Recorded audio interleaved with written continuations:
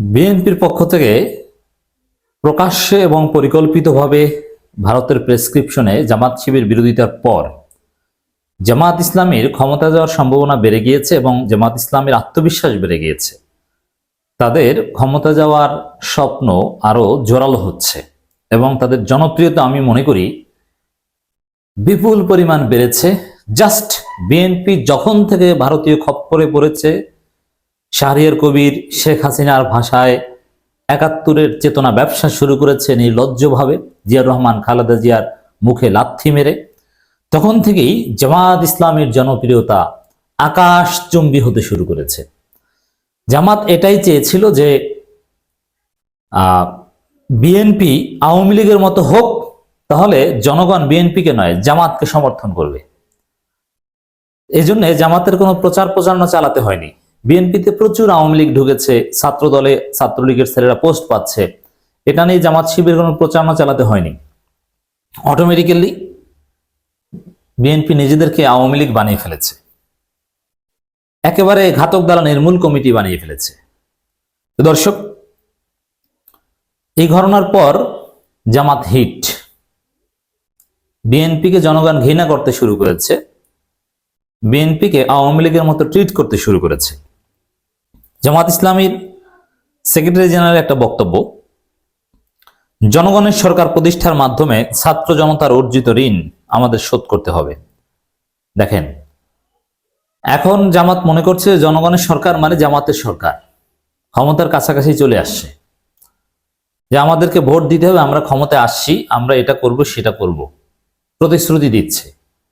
বিশ্বাস বেড়ে গিয়েছে। দর্শক, এটাই সত্য যে বিএনপির পক্ষ থেকে জামাত শিবিরের বিরোধিতা নানানভাবে করা যেত, কিন্তু সেদিকে না যে বিএনপি একেবারে আওয়ামী স্টাইল, ভারতীয় স্টাইল গ্রহণ করেছে, যার ফলে একটা মাঠে মারা খেয়েছে বিএনপি। এক কথায় বললে ল্যাংটা হয়ে গিয়েছে। ল্যাংটা হওয়ার পর দেখে যে ভিতরে আওয়ামী লীগ। তো এই জন্যে জামাতের গ্রহণযোগ্যতা এই ঘটনা অনেক বাড়িয়ে দিয়েছে। জামাতের সেক্রেটারি জেনারেল বক্তব্যটা আমরা একটু বিশ্লেষণ করব। বাংলাদেশ জামাত ইসলামের সেক্রেটারি জেনারেল সাবেক এমপি অধ্যাপক মিয়া গোলাম পরোয়ার বলেছেন, আমরা একটা কাল যুগ পার করেছি। জুলাই আগস্টের বীর ছাত্র জনতার রক্ত চোখের পানির বিনিময়ে অর্জিত ঋণ আমাদের শোধ করতে হবে এবং একটি অবাধ ও সুষ্ঠু অংশগ্রহণমূলক নির্বাচনে জনগণের সরকার প্রতিষ্ঠার মাধ্যমে প্রয়োজনীয় সংস্কার না করে এবং পতিত ফ্যাসিস্ট ও প্রশাসন তাদের দোসরদের রেখে নির্বাচন করলে তা গ্রহণযোগ্য হবে না। তো দর্শক,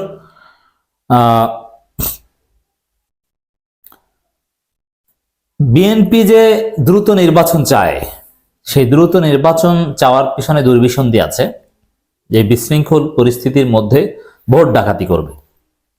এই পরিস্থিতিতে যে নির্বাচন হতে পারে না, জামাত ইসলামী এই বিষয়টা বলল, ইটস ভেরি ইম্পর্টেন্ট। যেমন বিএনপির অবস্থানকে ডিনাই করলো। তিনি আরো বলেন, প্রয়োজনীয় সংস্কারের পর আসুন আমরা সকলে মিলে নির্বাচনের দিকে এগিয়ে যাই। এই সংস্কারের পর নির্বাচনের দিকে এগিয়ে যায়, এই কথা বললেই তো বিএনপির মাথা খারাপ হয়ে যায়। তখনই বিএনপির রূপ প্রকাশ পায় যে আসলে তারা নির্বাচন চায় না, তারা চায় বিশৃঙ্খল পরিস্থিতির মধ্য দিয়ে ফায়দা হাসিল করতে। চাঁদাবাজি করে যারা কলকারখানার চাকা বন্ধ করে দিতে চায় তাদের দ্রুত গ্রেপ্তার করুন। এর অর্থ হচ্ছে বিএনপিকে গ্রেপ্তার করুন, কারণ চাঁদাবাজি বিএনপি ছাড়া কেউ করছে না। মুক্তিযুদ্ধে যে চেতনার কথা বলা হয়েছে তা আজও বাস্তবায়ন হয়নি। 2024-এ নতুন করে দেশ স্বাধীন হয়েছে।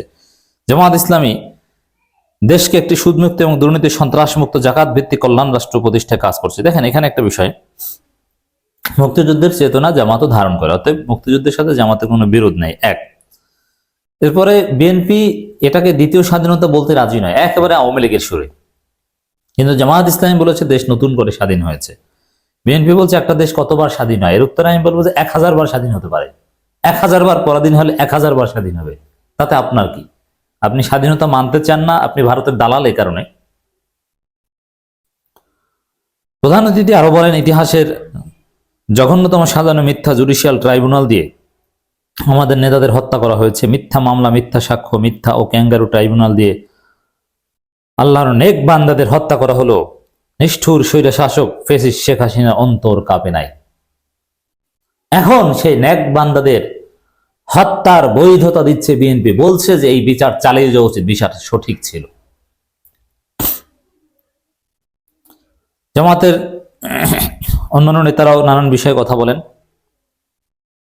তো দর্শক, মূল কথা এটাই যে বিএনপির পক্ষ থেকে জামাত শিবির বিরোধিতা, একেবারে আওয়ামী স্টাইলে বিরোধিতার পর জামাত শিবিরের জনপ্রিয়তা আকাশচুম্বী হয়ে যাচ্ছে, গ্রহণযোগ্যতা বাড়ছে, ক্ষমতায় যাবে জামাত ইসলামী।